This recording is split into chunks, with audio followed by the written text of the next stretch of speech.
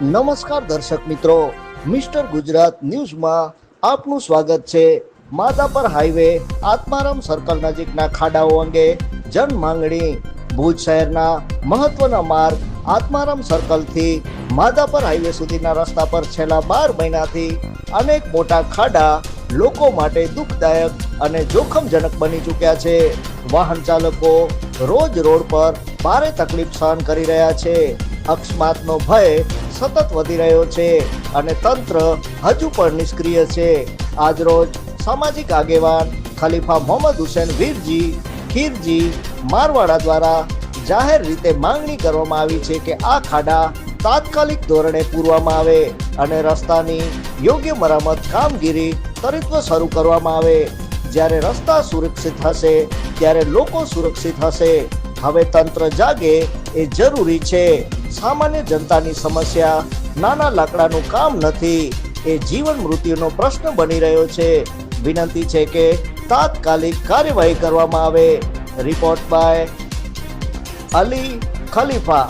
જોતા રહો mister Gujarat news, સત્યતાની સાથે।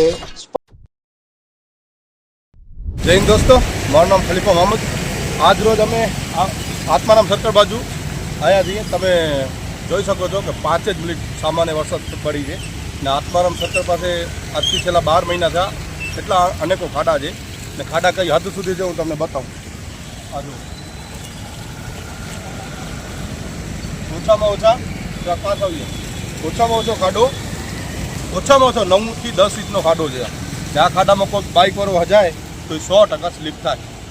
તો પ્રી મોન્સૂનની કામગીરી કોઈને દેખાતી હોય તો મહેરબાની કરીને અમને ભુજવાસીને બતાવજો કે ક્યાં કામગીરી થાય છે। આ જોઈ લો તમે ખાડામાં લગભગ સુધી આ રોડમાંથી 200 મીટર માટે પણ ખાડો છે। આનથી પર આગળ જશો તો ત્યાં પર ખાડા જ છે સતત। ત્યાંથી કરીને હમણાં ભીડ નાકાજી છે ઉहाँ પર એક મોટો ખાડો છે, હજી સુધી કોઈ કામ કરવા નથી આવ્યો। મને લાગે છે કોઈ અકસ્માતની વાત જોઈ રહી છે નગરપાલિકા, ત્યારે આવશે। તો અહીંયા તો સતત છેલ્લા 12 મહિના થયા જ્યારે ડાયનો ખોદાણી હતી એ પણ રિપેર નથી થયો ને આ વરસાદથી જ્યાં વરસાદ પડ્યો હતો ને ત્યારે ખાડા પડ્યા હતા આજ સુધી આજ પોઝિશનમાં છે।